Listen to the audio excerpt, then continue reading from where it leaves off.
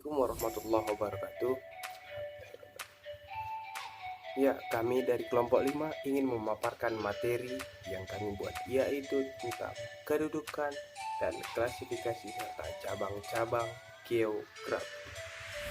So, tanpa berlama-lama, langsung kita mulai. Check it out.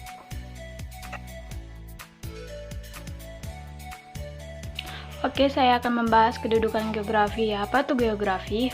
Atau kedudukan geografi itu dalam ilmu pengetahuan sosial, yaitu sebagai ibu atau induk dari ilmu pengetahuan sosial.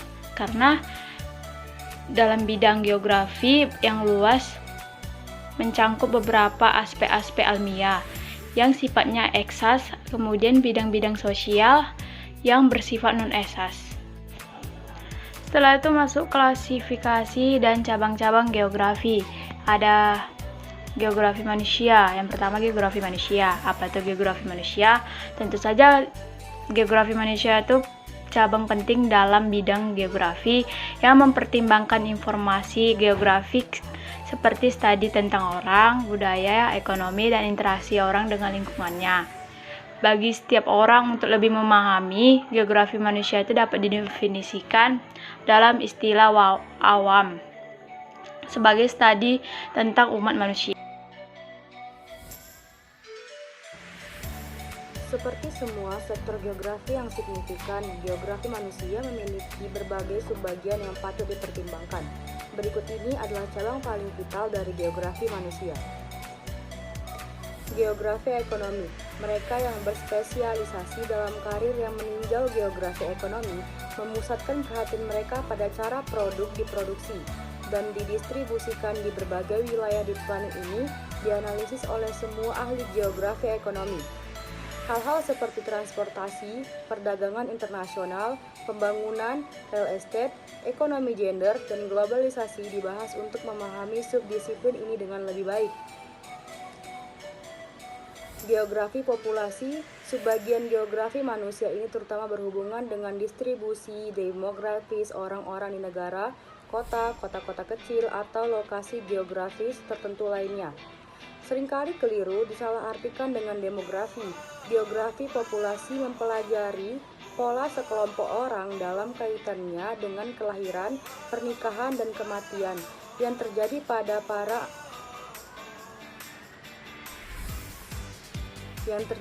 para ahli demografi.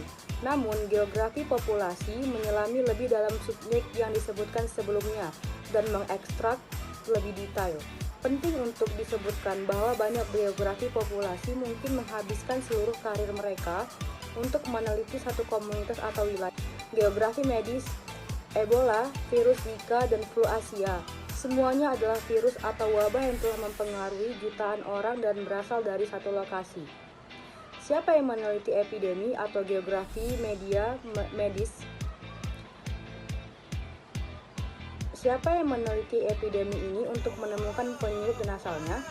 Ahli geografi medis, subdisiplin atau geografi medis melibatkan studi di mana penyakit tertentu telah menyebar. Bagan, grafik, laporan, dan peta dibuat untuk menunjukkan korelasi antara geografi dan kesehatan masyarakat. Karir yang sempurna untuk pemeriksa medis yang ingin menyelesaikan semuanya. Oke, lanjut geografi fisik yang kedua. Geografi fisik berkaitan dengan karakteristik fisik bumi. Ini tidak hanya mengacu pada permukaan bumi, tetapi pada yang ada di bawah dan di sekitar bagian luar planet. Disebut juga sebagai geosistem atau physiograph. Geografi fisik memiliki banyak subunit yang dipelajari oleh para akademisi di tingkat pendidikan yang lebih tinggi. Oke, terdapat tahap terakhir yaitu subdisiplin geografi fisik yang paling penting berikut ini. Yang pertama, biografi. Yang kedua, geografi sumber daya air. Yang ketiga, geografi iklim. Keempat, geomorfologi. Ini saya akan memaparkan 4 subunit vital atau 4 subunit penting dari geografi fisik. Yang pertama, itu ialah biogeografi. Seorang ahli memaparkan, yaitu seorang Alfred Russel Wallace, biogeografi merupakan subunit geografi fisik yang mengkaji pola sebaran, spesies, dan pengaruh yang terjadi dari proses tersebut. Yang kedua ialah geografi sumber daya air. Ini adalah studi tentang bagaimana sumber daya air didistribusikan dan dibagi di lokasi-lokasi tertentu. Ahli geografi sumber daya air memiliki pekerjaan yang sangat penting karena mereka mempelajari sistem air yang dikembangkan oleh manusia dan meningkatkannya untuk memaksimalkan efisiensi pengumpulan distribusi ke seluruh dunia. Yang ketiga, ada geografi iklim. Cabang penting dari geografi fisik yang berhubungan dengan studi pola dan bagaimana pengaruhnya terhadap iklim keseluruhan suatu negara, benua, atau wilayah geografis lainnya. Geomorfologi. Yang keempat, ada geomorfologi. Bidang khusus yang difokuskan pada studi permukaan bumi. Seorang ahli geomorfologi meneliti cara-cara menarik di mana planet bumi terbentuk dan proses yang terus-menerus dilalui oleh formasi tanah. Geografi lingkungan. Apa itu geografi lingkungan? Geografi lingkungan juga dikenal sebagai geografi terintegrasi atau geografi manusia lingkungan.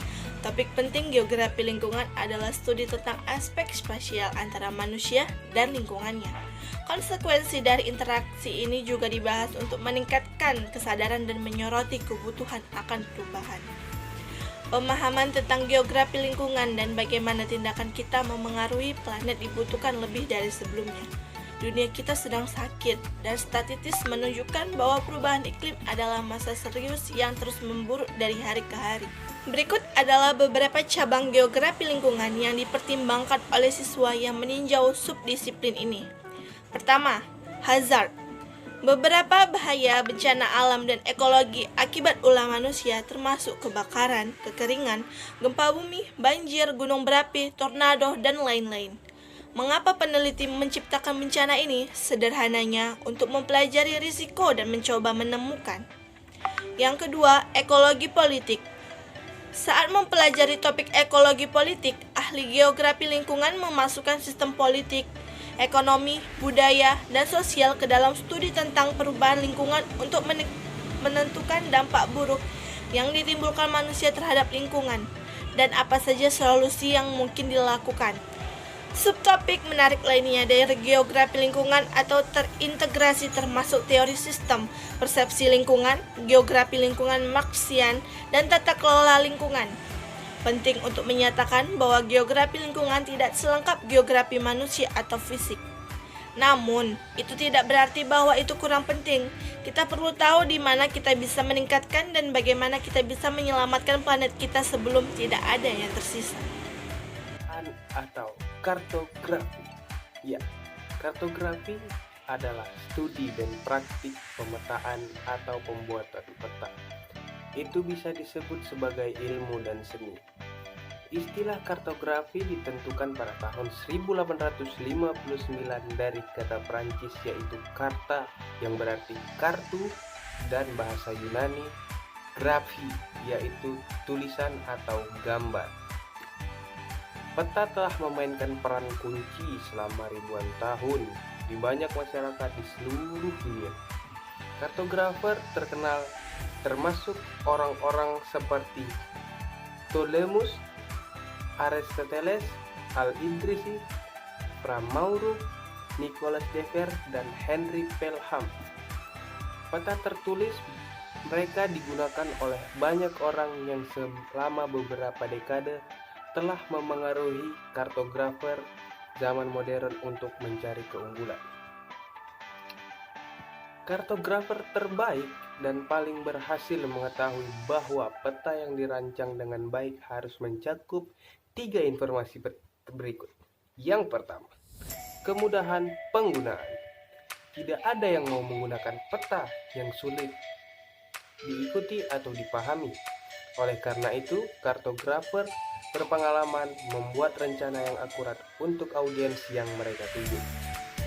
Yang kedua, kejelasan. Semuanya harus tertib dan diberi label baik untuk menghindari kebingungan. Yang ketiga, akurasi antara objek dan peta. Terjemahan ruang fisik ke ruang media yang berada seperti kertas atau format elektronik harus dikenali oleh semua orang.